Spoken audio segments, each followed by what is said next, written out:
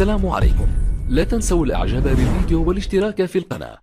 بالامس شاهدنا السيتي يحقق فوز مهم جدا على بايرن ميونخ بثلاثيه نظيفه، واليوم فوز مهم ايضا لريال مدريد وان كان غير حاسم بهدفين مقابل شعار تشيلسي، لكن في المباراتين الفريقان اضاعا فرصه تسجيل اهداف اكثر بكثير. يعني بالامس كان ممكن السيتي ان يحسم الامر باربع او خمس اهداف، واليوم نفس الشيء للريال. هل يمكن ان يكون هذا خطرا في مباراه الرد؟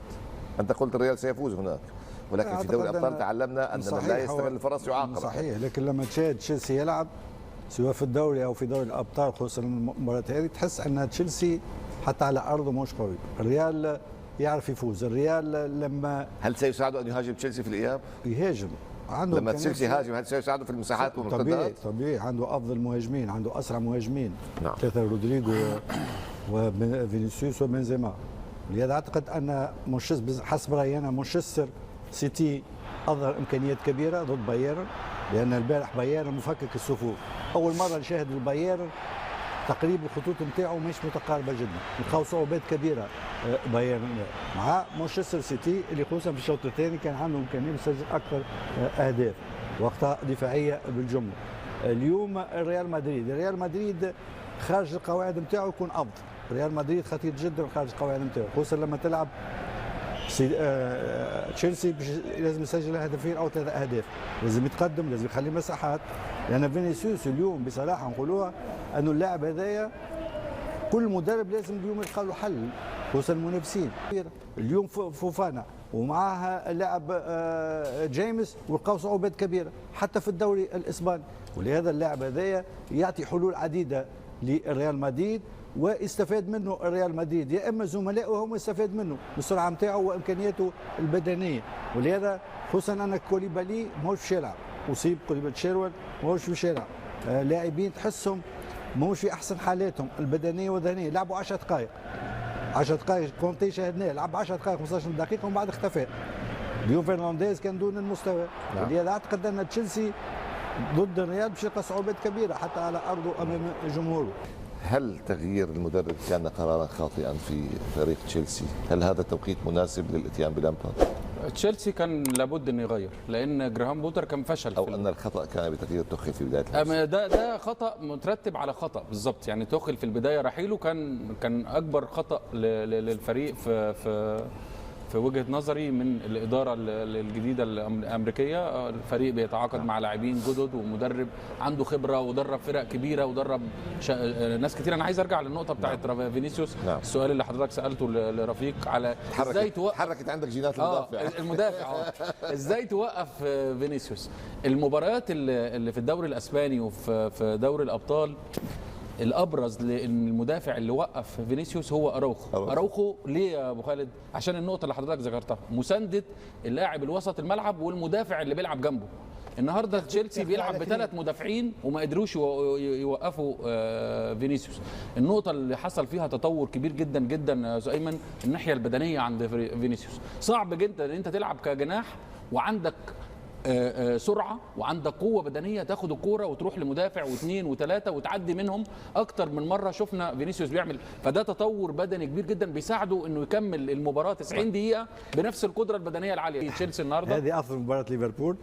افضل يا كابتن طارق على مستوى كل شيء. انا بقول لك كل اللعيبه النهارده ممتازه.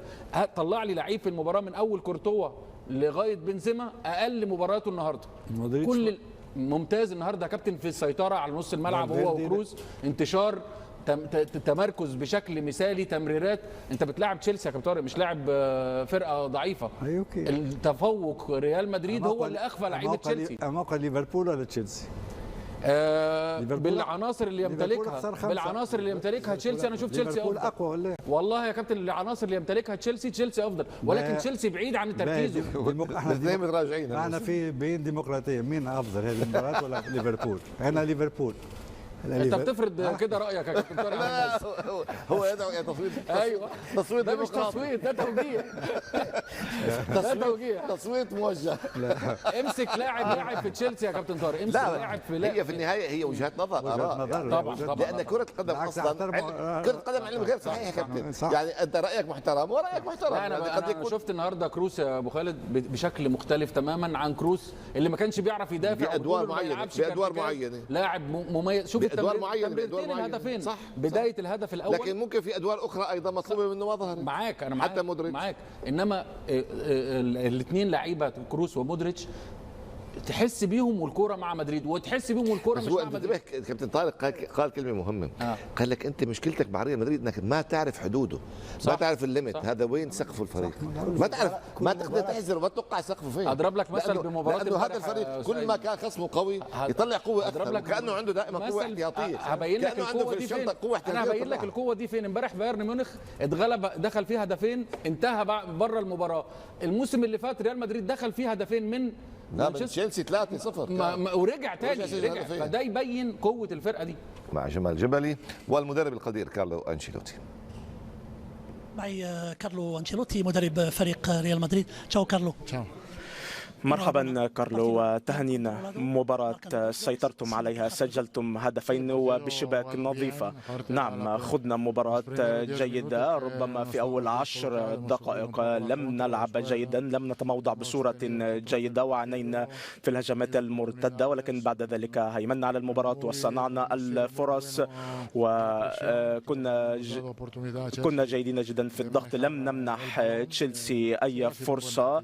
أعتقد أنها كانت مباراة جيدة، كان من الممكن أن تكون أفضل ب3 أهداف أو ب4 أهداف أو حتى 5 أو 6 أهداف. نحن نتحدث في النهاية عن مباراة الربع النهائي دوري الأبطال ويجب أن نكون سعداء، ولكن مباراة الإياب ستكون في ملعب تشيلسي على النقيض من الموسم الماضي. من الطبيعي جدا أن ندرك تماما بأن مباراة اليوم لا تحسم أي شيء. صحيح لدينا أفضلية وعلينا أن نستفيد من هذه الأفضلية. كان من المهم ألا تستقبلوا أهداف هنا لأنهم سيهاجمون هناك في ملعبهم. أعتقد أنه يجب علينا أن نقدم نفس المباراة التي قدمناها اليوم ومن أجل الفوز. نعم من أجل الفوز، من أجل أن نحقق الفوز ونقدم أفضل ما لدينا. شكرا جزيلا.